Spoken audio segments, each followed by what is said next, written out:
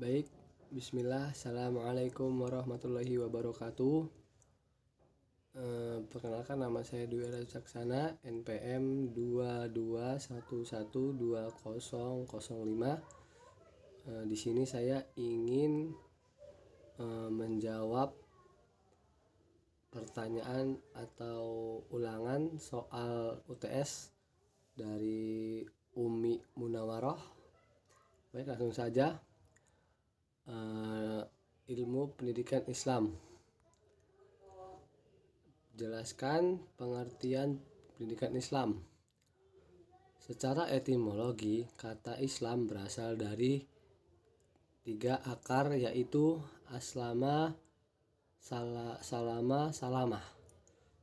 Secara terminologi, Islam adalah agama yang diturunkan dari Allah Subhanahu wa Ta'ala kepada umat manusia melalui penutup para Nabi Muhammad.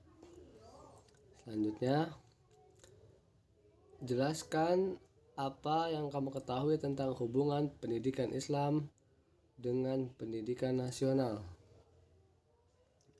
Hubungan pendidikan Islam dan pendidikan nasional tidak dapat dipisahkan. Keduanya mempunyai hubungan yang sangat erat. Dalam hal ini dikaitkan dengan konsep penyusunan sistem pendidikan nasional tersebut. Suatu sistem pendidikan nasional harus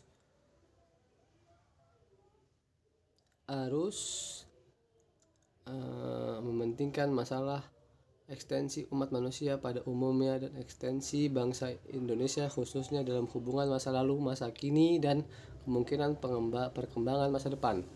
Berusaha secara beriringan dalam pengembangan dan pembinaan iman, akhlak, moral, budi pekerti, dan penguasaan ilmu dan pengetahuan bagi seluruh bangsa Indonesia. Selanjutnya, jelaskan kedudukan dan peran pendidikan Islam dengan sistem pendidikan nasional. Kedudukan pendidikan Islam sebagai mata pelajaran. Istilah pendidikan agama Islam di Indonesia dipergunakan untuk nama suatu mata pelajaran di lingkungan sekolah-sekolah yang berada di bawah pembinaan Departemen Pendidikan Nasional. Pendidikan agama dalam hal ini agama Islam termasuk dalam struktur kurikulum.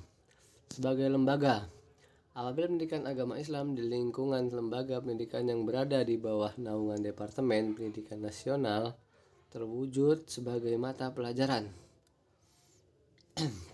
maka di lingkungan Departemen Agama terwujud sebagai satuan pendidikan yang berjenjang naik mulai dari teman kanak-kanak, Raudatul Atfal, sampai ke perguruan tinggi. Lembaga pendidikan keagamaan diakui dan dapat dilaksanakan pada jalur pendidikan non-formal, pesantren, madrasah diniyah, dan jalur pendidikan informal atau kekeluargaan. Selanjutnya, 2.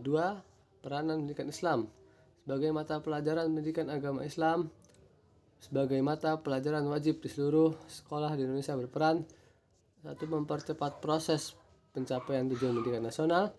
2. Memberikan nilai terhadap mata pelajaran umum sebagai lembaga institusi. Lembaga pendidikan Islam pondok pesantren berperan mencerdaskan kehidupan bangsa. Jauh sebelum adanya sekolah, pesantren sudah lebih kurang 3 abad mencerdaskan kehidupan bangsa. Lembaga pendidikan Islam, madrasah, dan pesantren bersama dengan satuan pendidikan lainnya dalam sistem pendidikan nasional bersama-sama menuntaskan pelaksanaan wajib belajar 9 tahun. Selanjutnya, sebutkan dan jelaskan sumber dan dasar ilmu pendidikan Islam. Pertama, ijtihad.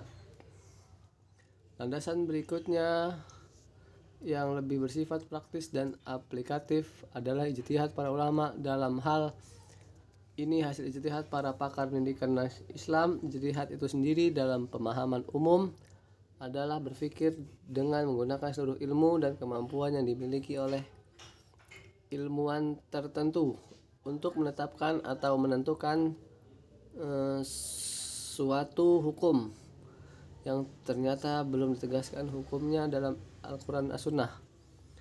Ijtihad menurut Husain Bahrain adalah hal yang mengarahkan segala kemampuan berpikir secara rasional dalam menggali masalah hukum Islam. Untuk menjadi seorang mujtahid, Husain Bahrain memaparkan ada 2 syarat dibutuhkan menjadi seorang mujtahid, yaitu mengetahui ilmu bahasa Arab seperti nahwu dan shorab, termasuk ilmu kesastraan bahasa Arab, memahami ilmu tafsir, sebab-sebab turunnya ayat, ilmu mustalah hadis, dan terutama hadis Nabi yang solih dan sohih yang tidak sohih, atau ilmu nasikh dan mansukh, bahkan tentang ijma ulama. Selanjutnya, jelaskan tujuan pendidikan dalam perspektif pendidikan Islam. Menurut Al-Ghazali, tujuan pendidikan Islam adalah kesempurnaan manusia di dunia dan akhirat. Manusia dapat mencapai kesempurnaan melalui ilmu untuk memberi kebahagiaan di dunia dan sebagai mendekatkan diri kepada Allah. Yang C, bagi pendidikan kejadian antara, tujuan dari dilakukan proses kan adalah untuk menuntun segala kekuatan kodrat yang ada pada anak-anak itu agar mereka sebagai manusia dan anggota masyarakat dapat mencapai keselamatan dan kebahagiaan yang setinggi-tingginya. Selanjutnya, jelaskan definisi dari pendidik dalam perspektif pendidikan Islam.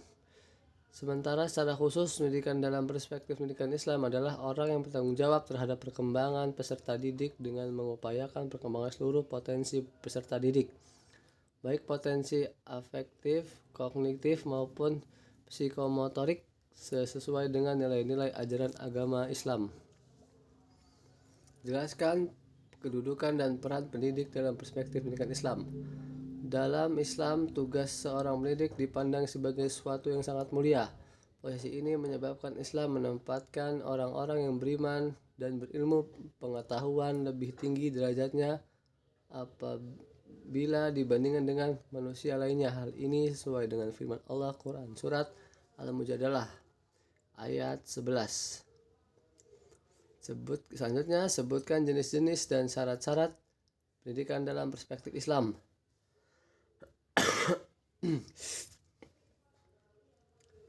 Adapun syarat-syarat pendidikan atau guru yang utama dalam pendidikan Islam adalah A. Muslim atau muslimah, B. Berakhlakul karimah, C. Sehat jasmani dan rohani, D. Mampu atau kompeten, baik penguasaan materi maupun metode, peduli terhadap murid dan lingkungan, F. Memiliki sikap terbuka terhadap ijtihad dan lain-lain sebagainya.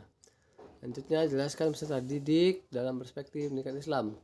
Dalam pendidikan Islam, peserta didik adalah individu yang sedang berkembang baik secara fisik, psikologis, dan religius dalam mengarungi kehidupan di dunia dan di akhirat kelak. Selanjutnya, sebutkan dan jelaskan kebutuhan dan dimensi peserta didik.